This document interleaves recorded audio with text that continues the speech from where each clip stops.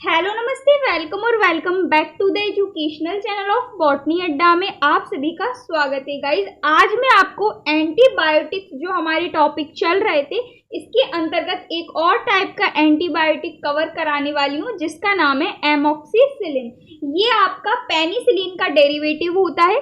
Penicillin जो है वो आपके काफी टाइप के आते हैं, उसी के अंतर्गत एक और आता है आपका एमॉक्सिसिलिन। जैसा कि मैंने आपको पिछली वीडियो में एंटीबायोटिक्स के बारे में डिटेल में एक्सप्लेन किया हुआ है, साथ ही साथ मैंने आपको एक और वीडियो जो है वो एक्सप्लेन किया है जिसमें मैंने आपको पेनिसिलिन के बारे में बताया हुआ है, साथ ही साथ मैंने आपको क्लॉक्सिसिलिन के बारे में भी बताया हुआ है। ठीक है, तो जो आपका पेनिसिलिन है इसको बीटा लैक्टम एंटीबायोटिक के अंतर्गत ऐड किया गया है। क्यों? क्योंकि इसमें बीटा लैक्टम रिंग जो है वो पाई जाती है। किसमें? पेनिसिलिन में। इसलिए पेनिसिलिन को रासायनिक टाइप के, केमिकल टाइप के जो पेनिसिलिन होते हैं इस कैटेगरी में रखा गया है। और जो आपके पेनिसिलिन होते हैं इसके अंतर्गत आपका पेनिसिलिन, क्लॉक्सिसिलिन और एमॉक्सिसिलिन, ये तीन टाइप के एंटीबायोटिक बेसिकली आपके जो सिलेबस है इसमें ऐड हैं। ठीक है, तो मैंने आपको पेनिसिलिन के बारे में बता दिया है, क्लॉक्सिसिलिन के बारे में बता दिया है और आज मैं आपको एमॉक्सिसिलिन एंटीबायोटिक के बारे में बताने वाली हूँ। ठीक है, तो ज्यादा लेंदी वीडियो हमारा नहीं होगा, हमारा जो वीडियो है काफी छोटा होगा, लेकिन मैं आपको इंफॉर्मेशन पूरी की पूरी दे दूंगी एमॉक्सिसिलिन से रिलेटेड। इंट्रो के अंतर्गत मैं आपको सभी कुछ बता दूंगी। देन इसके बाद हम इसके गुण देखेंगे, औषधि के नाम देखेंगे, ब्रांड देखेंगे, औषधि को किस टाइप से जो है वो स्टेबल करके भंडारण करके रखा जाता है, सब कुछ हम लोग देख लेंगे एक वीडियो के अंदर। ठीक है, तो चलिए वीडियो को स्टार्ट करते हैं। इससे पहले वाला वीडियो नहीं देखा है तो प्लीज देख लीजिएगा, टेलीग्राम पर आपको इसकी पीडीएफ मिल जाएगी। ठीक है, तो चलिए देखिए। सबसे पहली बात, ये जो आपका एमॉक्सिसिलिन है जैसा कि मैंने आपको बताया एंटीबायोटिक है। और एंटीबायोटिक का यूज किस लिए किया जाता है? एंटीबायोटिक का यूज जब हमको बैक्टीरिया से रिलेटेड डिसीज हो जाती है या बैक्टीरियल इन्फेक्शन हो जाता है या बैक्टीरियल हमको किसी भी टाइप की बीमारी हो जाती है तो हम जो है वो एंटीबायोटिक का यूज करते हैं। उस जो है वो हमें बैक्टीरियल डिसीज के प्रति लड़ने के लिए जो एंटीबायोटिक है वो हेल्प करती हैं। ठीक है, तो बैक्टीरिया यानी जीवाणु को मारने के लिए या जीवाणुओं से रिलेटेड जो बीमारियां होती हैं उनको निपटाने के लिए हम एंटीबायोटिक का यूज करते हैं। ठीक है, तो एमॉक्सिसिलिन जो एंटीबायोटिक है ये भी हमारा जीवाणु से रिलेटेड जो हमारी संक्रमण बीमारियां हो जाती हैं इनके इलाज के लिए उपयोग किया जाता है। साथ ही साथ जैसा कि मैंने आपको बताया एमॉक्सिसिलिन ये आपका जो है वो एक टाइप से जो पेनिसिलिन है, पेनिसिलिन के जो टाइप्स होते हैं उसी के अंतर्गत ऐड है आपका एमॉक्सिसिलिन, इसीलिए एमॉक्सिसिलिन को पेनिसिलिन का डेरिवेटिव्स कहते हैं। ठीक है, तो चलिए इसकी डिटेल्स हम लोग देख लेते हैं। ये आपका इंट्रो पार्ट है एमॉक्सिसिलिन का। सबसे पहला पॉइंट है एमॉक्सिसिलिन एक एंटीबायोटिक है जिसका उपयोग कई जीवाणु संक्रमण के इलाज के लिए किया जाता है। जैसा कि मैंने आपको बताया सभी एंटीबायोटिक्स का यूज जीवाणुओं के अगेंस्ट किया जाता है, जीवाणुओं के विपरीत किया जाता है। ठीक है, तो एमॉक्सिसिलिन का यूज भी एक एंटीबायोटिक के रूप में जीवाणु के संक्रमण के इलाज के लिए किया जाता है। ठीक है, इसके बाद सेकंड पॉइंट है एमॉक्सिसिलिन की खोज 1958 में हुई थी, लेकिन 1972 में इसका यूज हुआ था चिकित्सा में। ठीक है, चिकित्सा में कब यूज हुआ था? 1972 में यूज हुआ था, लेकिन इसकी खोज कब हुई थी? इसकी खोज हो गई थी 1958 में। इसके बाद नेक्स्ट पॉइंट के अंतर्गत कहा गया है WHO के अनुसार यह सबसे प्रभावी, सबसे सुरक्षित एंटीबायोटिक होता है। यानी WHO ने, यानी वर्ल्ड हेल्थ ऑर्गेनाइजेशन ने, जो कि सभी प्रकार का डेटा रखता है आपका बीमारियों से रिलेटेड, इसके इलाज से रिलेटेड, औषधि से रिलेटेड, हमारी हेल्थ से रिलेटेड, तो ये जो हमारा WHO है वर्ल्ड हेल्थ ऑर्गेनाइजेशन, इसने एंटीबायोटिक के अंतर्गत जो एमॉक्सिसिलिन है इसको प्रभावी कहा है और सुरक्षित एंटीबायोटिक के रूप में माना है। क्यों? क्योंकि इसका उपयोग जो है वो बच्चों में भी काफी ज्यादा यूजफुल दिखा था। इसके बाद नेक्स्ट पॉइंट के अंतर्गत कहा गया है एमॉक्सिसिलिन का यूज कई रोगों के उपचार हेतु व्यापक रूप से किया जाता है, यानी बहुत ब्रॉड लेवल पर इसका यूज किया जाता है एमॉक्सिसिलिन का, एवं बच्चों में भी सर्वाधिक यूज होने वाला one of the most important आपका जो है वो एमॉक्सिसिलिन एंटीबायोटिक होता है। ठीक है, कहा गया है कि एमॉक्सिसिलिन का यूज और भी एंटीबायोटिक की तुलना में व्यापक रूप से यूज किया जाता है, और बच्चों में जब भी बैक्टीरिया से रिलेटेड आपकी जो बीमारियां होती हैं तो उसके लिए भी एमॉक्सिसिलिन का यूज काफी सफलतापूर्वक यूज किया जाता है। ठीक है, नेक्स्ट पॉइंट के अंतर्गत कहा गया है इसका उपयोग कान के संक्रमण के लिए, गले के संक्रमण के लिए, गले में खराश वगैरह हो जाती इसके लिए, निमोनिया के लिए, त्वचा के संक्रमण के लिए, मूत्र मार्ग संक्रमण के लिए इसका यूज किया जाता है। जब भी इन सब से रिलेटेड कोई भी प्रॉब्लम होती है तो हम सिंपली एमॉक्सिसिलिन एंटीबायोटिक का यूज करते हैं। ठीक है, नेक्स्ट पॉइंट के अंतर्गत कहा गया है एमॉक्सिसिलिन एंटीबायोटिक को प्रायः मुंह के द्वारा एवं इंजेक्शन के द्वारा लिया जाता है, यानी जो एंटीबायोटिक होता है एमॉक्सिसिलिन, इसका यूज हम गोली के रूप में या सिरप के रूप में मुंह के द्वारा भी कर सकते हैं। इसके अलावा एमॉक्सिसिलिन के कई टाइप के इंजेक्शन भी आते हैं जिसको हम इंजेक्ट करा के इंजेक्शन के थ्रू भी ले सकते हैं। ठीक है, तो एमॉक्सिसिलिन का यूज हम लोग मुंह के द्वारा और इंजेक्शन के द्वारा कर सकते हैं। इसके बाद नेक्स्ट पॉइंट के अंतर्गत कहा गया है एमॉक्सिसिलिन बहुत सारे बैक्टीरिया को मारता है और बैक्टीरिया के संक्रमण से हमें बचाता है। जैसा कि मैंने आपसे कहा जितने भी एंटीबायोटिक हैं इन सब का यूज बैक्टीरिया के अगेंस्ट किया जाता है, बैक्टीरिया को मारने के लिए किया जाता है। इसी टाइप से जो एमॉक्सिसिलिन एंटीबायोटिक है ये भी बैक्टीरिया को मारता है, बैक्टीरिया के अगेंस्ट यूज किया जाता है, और बैक्टीरियल जो हमें इन्फेक्शन हो जाते हैं उनसे हमें बचाता है।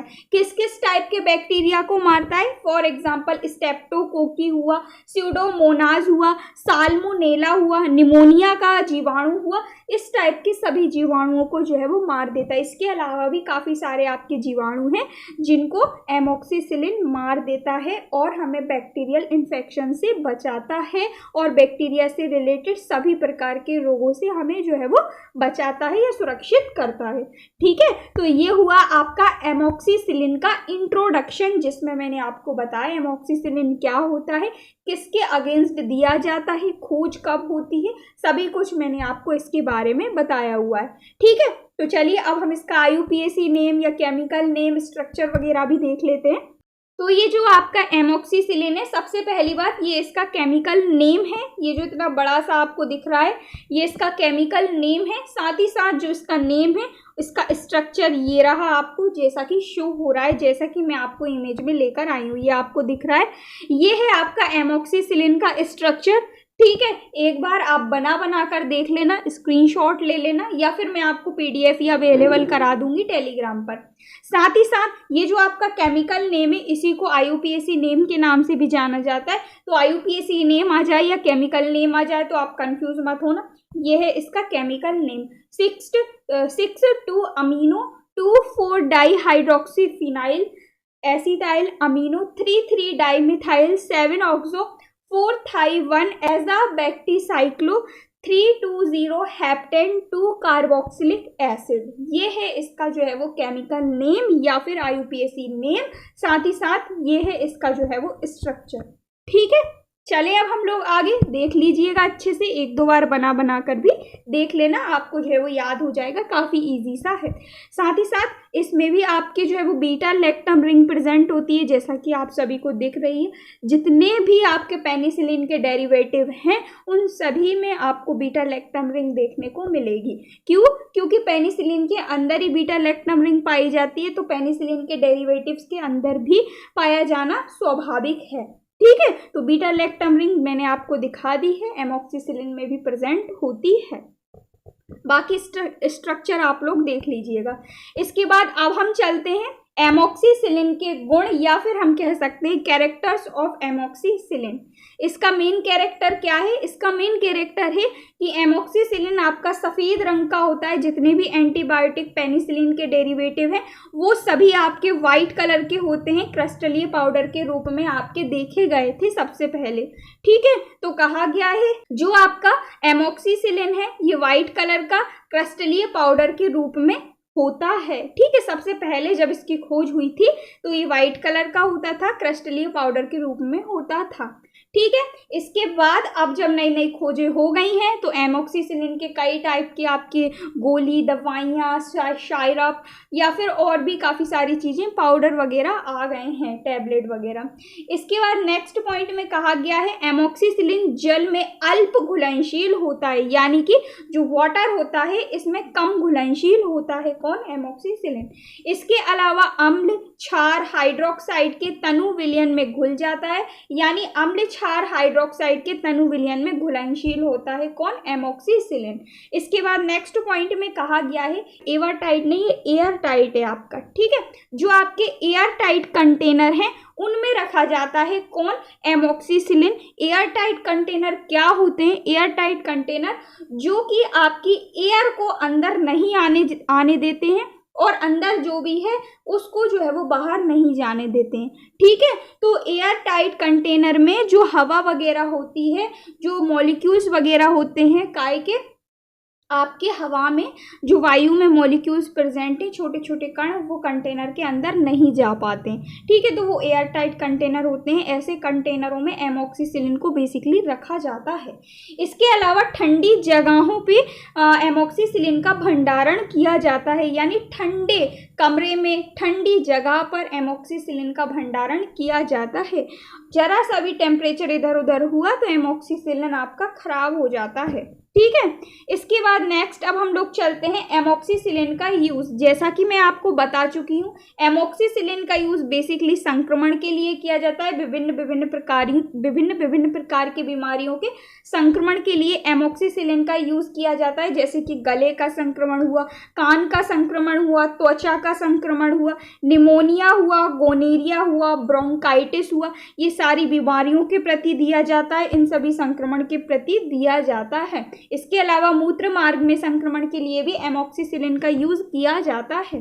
ठीक है, हम इसकी डोज की बात करें कि नॉर्मली इसका डोज कितना क्या दिया जाता है, तो सामान्यतः इसका ओरल डोज यानी मुंह के द्वारा जो ओरल डोज दिया जाता है नॉर्मली वो 8 आवर में यानी 8 घंटे में 250 से 500 मिलीग्राम दिया जाता है नॉर्मली, यानी सामान्यतः। इसके अलावा जैसी जो भी बीमारी होगी तो उसके अगेंस्ट डोज बढ़ा या घटा कर भी दे सकते हैं। 8 घंटे में 250 से 500 मिलीग्राम इसका जो है वो डोज दिया जाता है नॉर्मली पेशेंट को।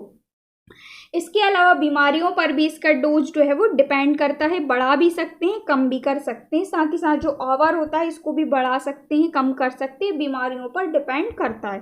ठीक है, इसके बाद नेक्स्ट है सोडियम सॉल्ट इंजेक्शन के द्वारा दिया जाता है। एमोक्सिसिलिन का सोडियम सॉल्ट इंजेक्शन के थ्रू दिया जाता है। तो ये सभी इसके हो गए यूजेस। इसके बाद ये तो मैंने आपको गुण बताए, ये मैंने आपको यूज बताए। अब हम देख लेते हैं इसकी स्थिरता और भंडारण, किस टाइप से इसको स्टेबल किया जाता है, किस टाइप से एमोक्सिसिलिन का स्टोरेज किया जाता है, भंडारण किया जाता है। तो कहा गया है कैप्सूल और टेबलेट इसके कमरे के टेम्परेचर पर स्टोर किए जाते हैं, यानी कि जो आपके एमोक्सिसिलिन है इसके जो जो कैप्सूल्स बन गए हैं, जो जो टेबलेट बन गई हैं, इनको हम हमारा जो रूम टेम्परेचर होता है, जो हमारा कमरे का टेम्परेचर होता है, इस टेम्परेचर पे हम टेबलेट और कैप्सूल को, एमोक्सिसिलिन के टेबलेट और कैप्सूल को कमरे के टेम्परेचर पर स्टोर करके रखते हैं।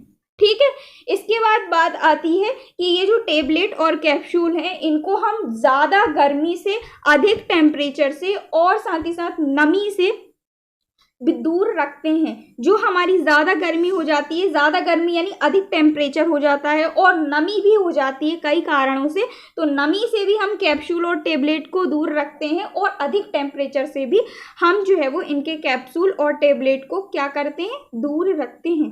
साथ ही साथ हम इनको कहाँ रखते हैं, हम इनको जो है वो हमारे रूम टेम्परेचर पर रखते हैं।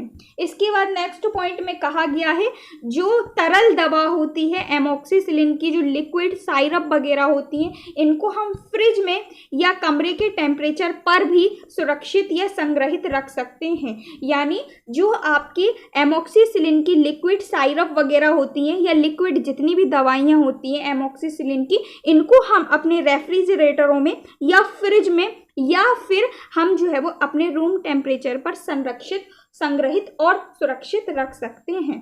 ठीक है, तो ये हुआ इसकी स्थिरता और इसका भंडारण, जो मैंने आपको बताया कहाँ कहाँ और कैसे इसको जो है वो स्टोर करके, स्थिर करके, स्टेबल करके रखा जाता है। ठीक है, इसके बाद अब हम चलते हैं इसका फॉर्मुलेशन कैसे होता है, निर्माण किस टाइप से किया जाता है काय का, एमोक्सिसिलिन का। तो फॉर्मुलेशन के रूप में एमोक्सिसिलिन के कैप्सूल्स बनाए जाते हैं, एमोक्सिसिलिन के पाउडर बनाए जाते हैं, एमोक्सिसिलिन के इंजेक्शंस बनाए जाते हैं और एमोक्सिसिलिन की टेबलेट्स बनाई जाती हैं। तो इन चारों के रूप में एमोक्सिसिलिन का फॉर्मेशन या फॉर्मुलेशन होता है।